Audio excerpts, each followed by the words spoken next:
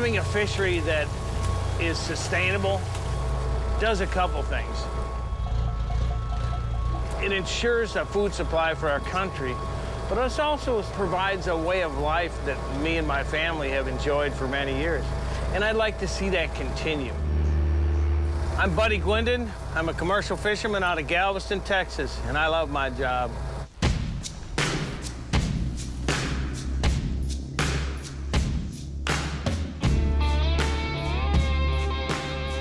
We are out in the Gulf of Mexico with my son Hans and my son Christopher. Ooh, they're big, daddies!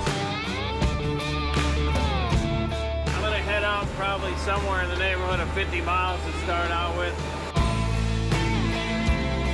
I've been fishing in the Gulf of Mexico for 39 years.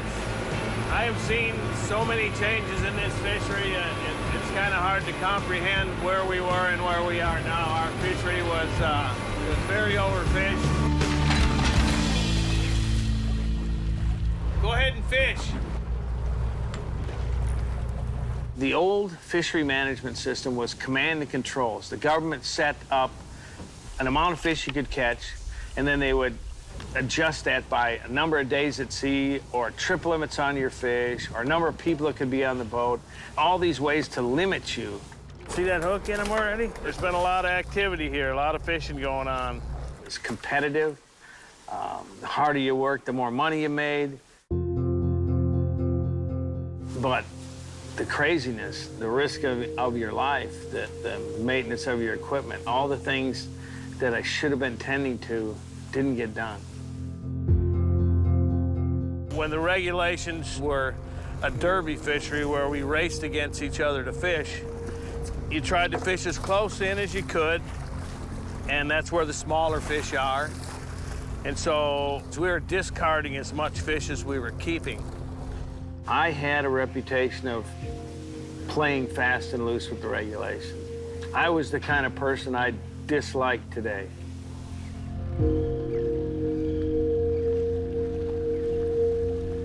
The Magnuson-Stevens Fishery Conservation Act made us use science as the basis for how much fish we take out of the oceans.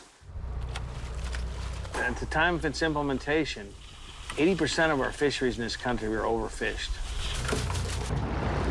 Today, 80% of our fisheries are either fully recovered or in the late stages of recovery. Nice 6-7 pound fish. And it has saved our fisheries in the United States. As soon as this thing starts bending and jigging, we're getting fish.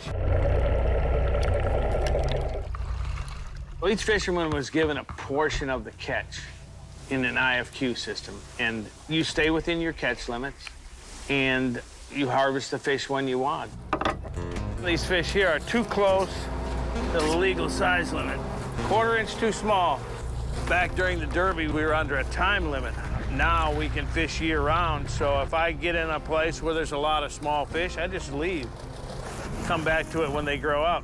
It's really time to get out of here and go somewhere else. My allocation was 4.7% of the total allowable catch in the Gulf of Mexico. And that's what I fish, and that equates to about 360,000 pounds a year. The trade-off for the individual fishing quota system was accountability. You know, when we're coming, when we're gonna be there, how much we're supposed to have, and it works better.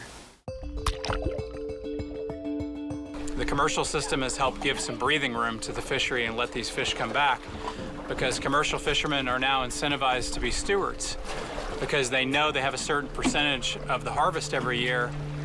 They know that that percentage will be bigger in terms of number of pounds the more fish are in the water.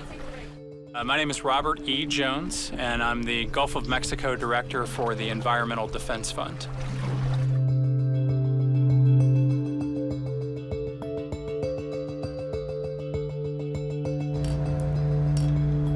Some detractors of this system have said this is just a sneaky way to privatize the resource. And I think anyone who takes a closer look at it realizes that doesn't really hold water. No one owns the fish. The American public own the fish. You got 100 pounds of fish here in a matter of a couple of minutes. And then we could stay there all day and do that. There are people who have earned and bought the right to harvest a certain amount of fish. It's just a different way to manage. Let's go. There are recreational fishing lobby groups that doesn't like commercial fishing because it interferes with their ability to recreate.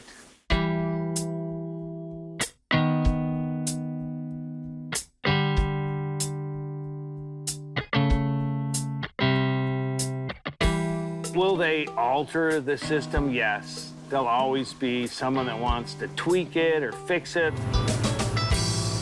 In the commercial fishery, there are very few people in the business that I'm in, but they also represent 97% of the people in the country who own this resource. The change for me came once I realized that I could do a better job. There was a time when I never would allowed any of my children to get in the fishing business. It was dangerous, hard, and if you worked really hard like I did, you made good money, but it wasn't the kind of money you should make for working like that. 439 pounds of red snapper, Andy. So once we changed from, cheat, lie, steal, to a system that took that away. This is Katy Seafood Market. We have a retail market for the public. We're all on the same playing field now, and you see the fishery start to get better. And then you start to think, wow, this could be something I could let my kids do. It's got to be something you love to come out here and actually do it for a living. You can't, not anyone can just do this. It's hard work, really. Easy right there. Now I can keep them in the fishery and I can build a family business. I can have my whole family working together. That's been a dream of mine my whole life, and now I have it. And for me, that change came with individual fishing quotas, where I became a better steward of the resource, I became a better steward of my family, and I became a better steward of my fishing friends around me.